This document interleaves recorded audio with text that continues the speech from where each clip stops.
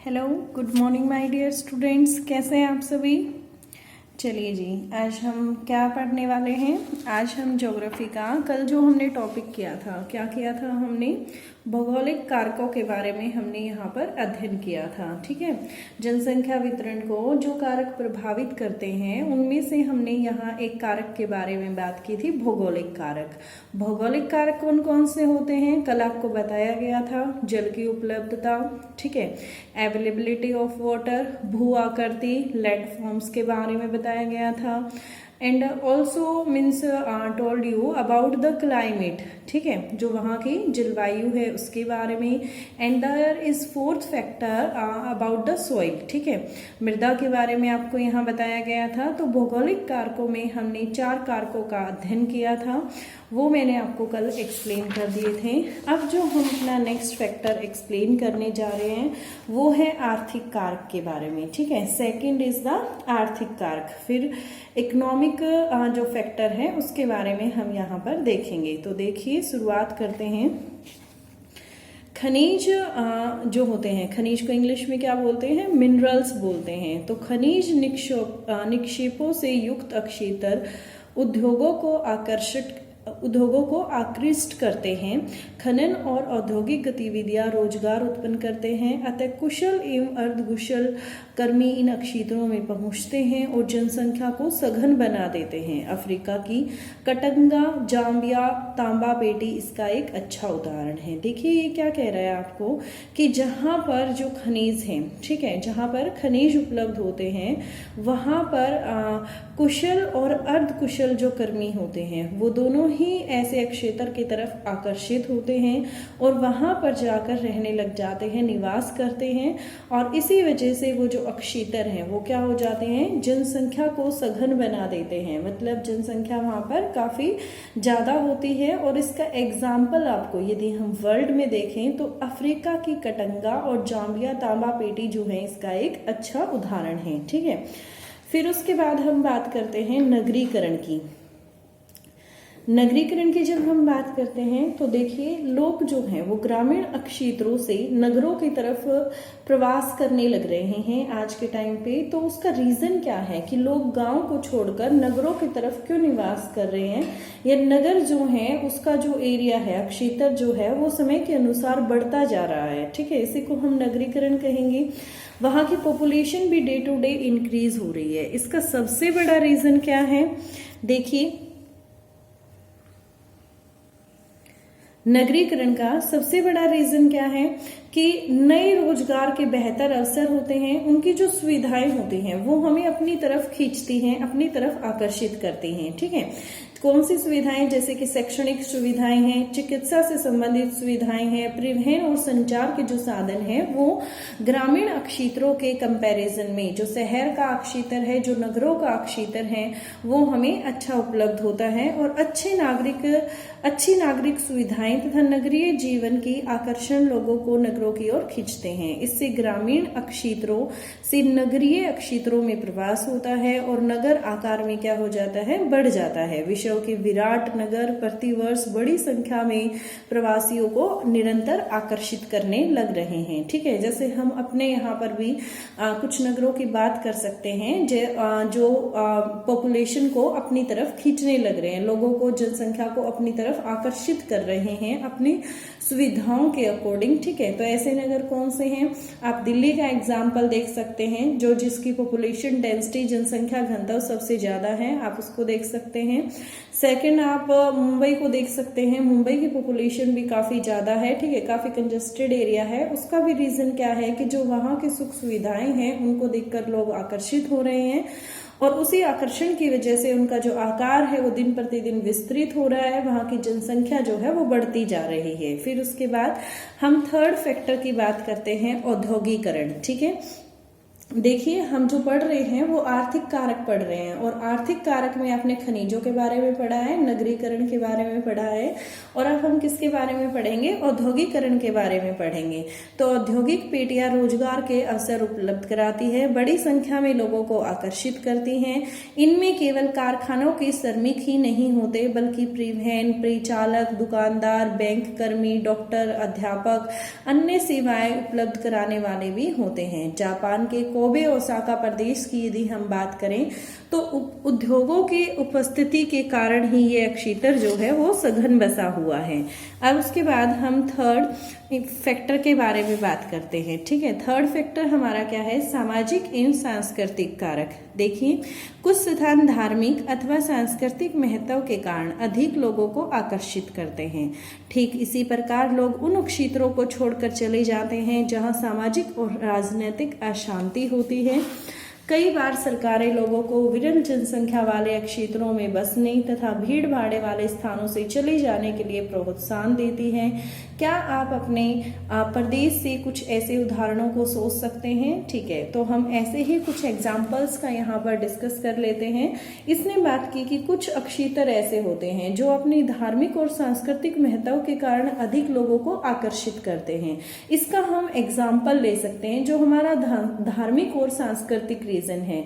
Like as आप यहाँ पर वाराणसी, मथुरा, इनका एग्जाम्पल लेंगे तो यहाँ पर एक बड़ी मात्रा में पॉपुलेशन जो है वो एग्जिस्ट करती है। वो रीजन क्या है? धार्मिक और सांस्कृतिक रीजन है। दूसरा जो लोग हैं, सामाजिक कारण क्या हो सकते हैं?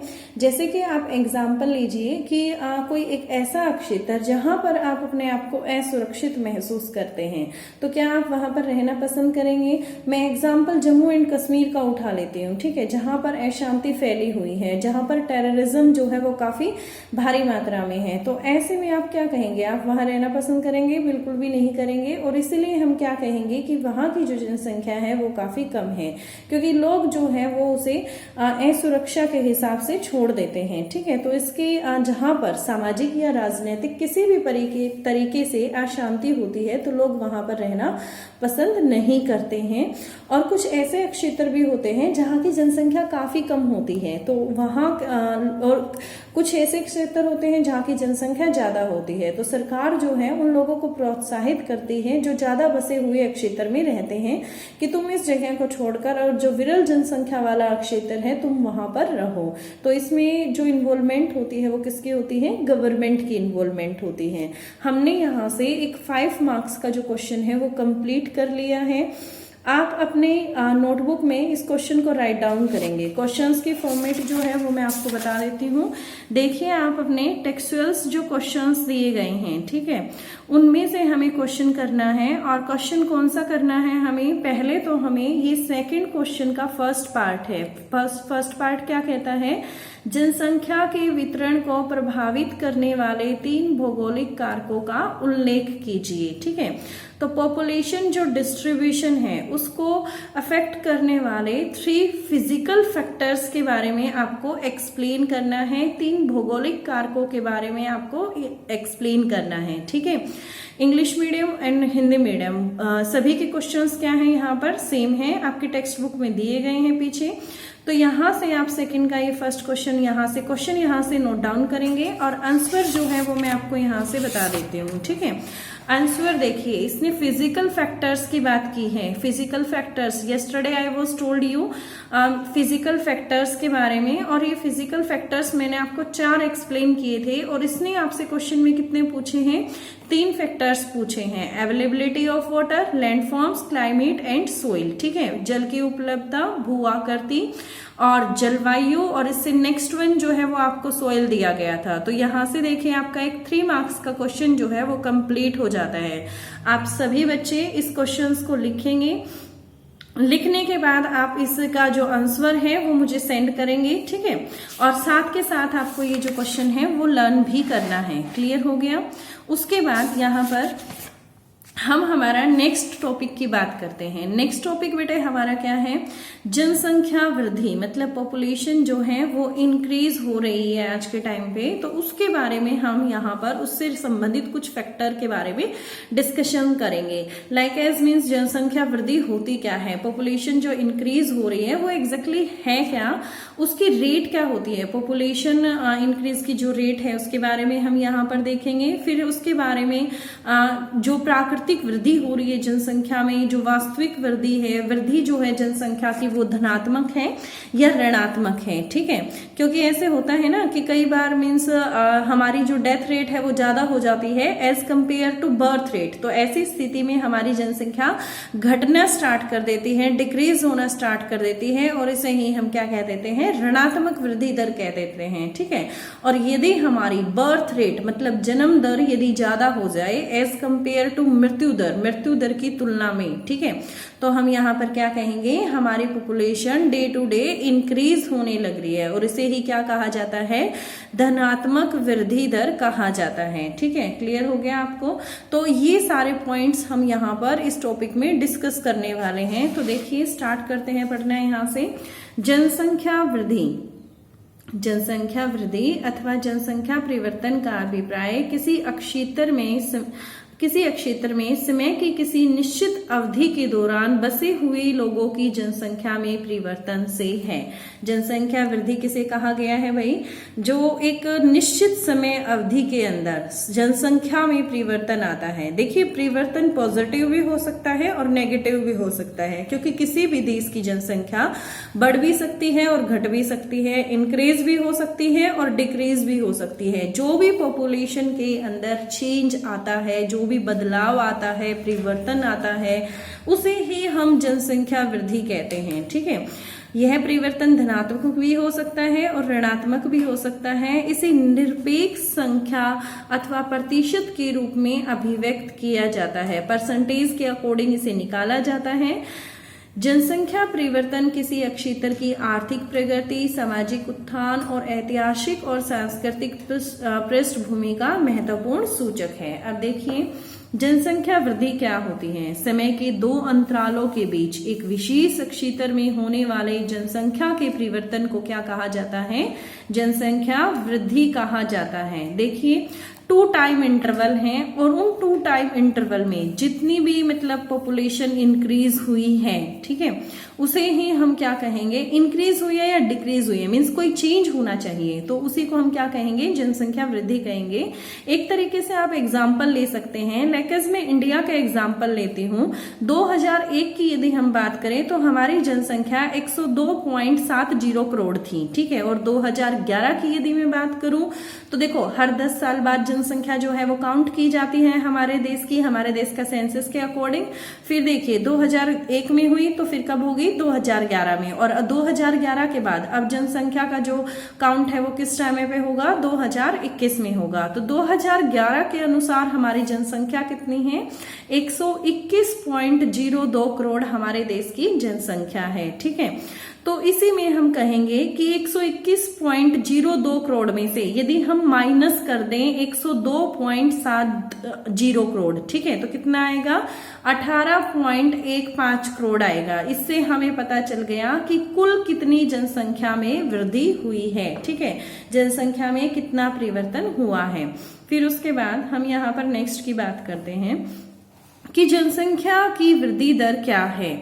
यह जनसंख्या में परिवर्तन है जो प्रतिशत में व्यक्त किया जाता है, मतलब परसेंटेज में इसे रिप्रेजेंट किया जाता है, ठीक है।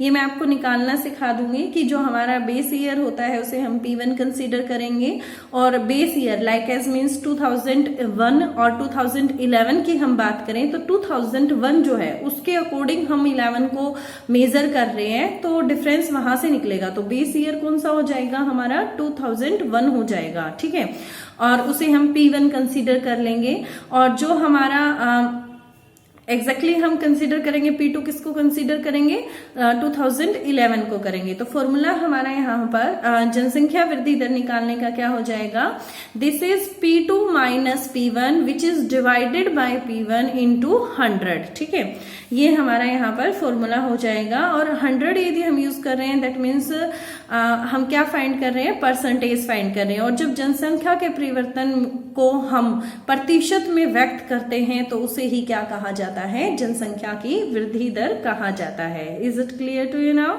उसके बाद नेक्स्ट स्टेप देखिए, जनसंख्या की प्राकृतिक वृद्धि। जनसंख्या की प्राकृतिक वृद्धि क्या होती है भाई, किसी क्षेत्र में 2 समय अंतरालों में जन्म दर और मृत्यु दर के अंतर के बढ़ने वाली जनसंख्या को उस क्षेत्र की प्राकृतिक वृद्धि कहते हैं। ठीक है, प्राकृतिक वृद्धि क्या होती है भाई, कि कितने बच्चों ने जन्म लिया है और कितने व्यक्तियों की मृत्यु हुई है। ठीक है, यदि हम कुल जो हमारे जितने भी बच्चों का जन्म हुआ है और जिनकी मृत्यु हुई है उनकी संख्या को आपस में सब्ट्रैक्ट कर देते हैं तो इससे हमें पता चल जाता है कि जनसंख्या की प्राकृतिक वृद्धि कितनी हुई है।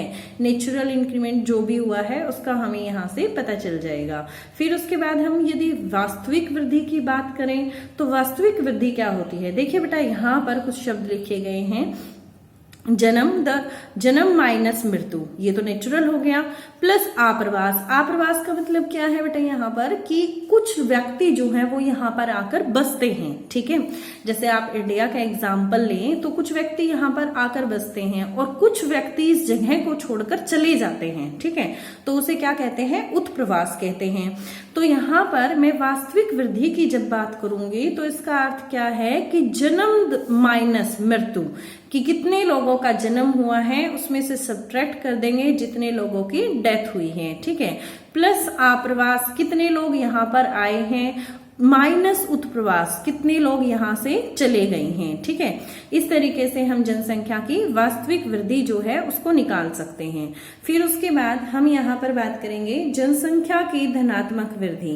बेटे जनसंख्या की धनात्मक वृद्धि का अर्थ क्या है, यहाँ पर यह तब होती है जब 2 संभव अंतरालों के बीच जन्म दर मृत्यु दर से अधिक हो। ठीक है, क्या कह रहा है कि जन्म दर अधिक होनी चाहिए, मतलब बच्चों के जो जन्म है वो ज्यादा होना चाहिए और मृत्यु दर से अधिक हो, मृत्यु दर कम होगी। यहाँ पर हम एक तरीके से कह सकते हैं birth rate is greater than to death rate. ठीक है, जो जन्म दर है वो किससे ज्यादा है, मृत्यु दर से है, तो हम उसे जनसंख्या की धनात्मक वृद्धि कंसीडर करते हैं। ठीक है, फिर उसके बाद हम ऋणात्मक की जब बात करते हैं तो देखिए 2 समय अंतरालों के मध्य जब मृत्यु दर अधिक हो जाती है as compare to birth rate. ठीक है, मीन्स आप क्या कहेंगे यहाँ पर, death rate is greater than as compare to birth rate. तो आप इसे क्या कहेंगे, जनसंख्या की ऋणात्मक वृद्धि आप इसे कहेंगे। ठीक है, क्लियर हो गया आपको?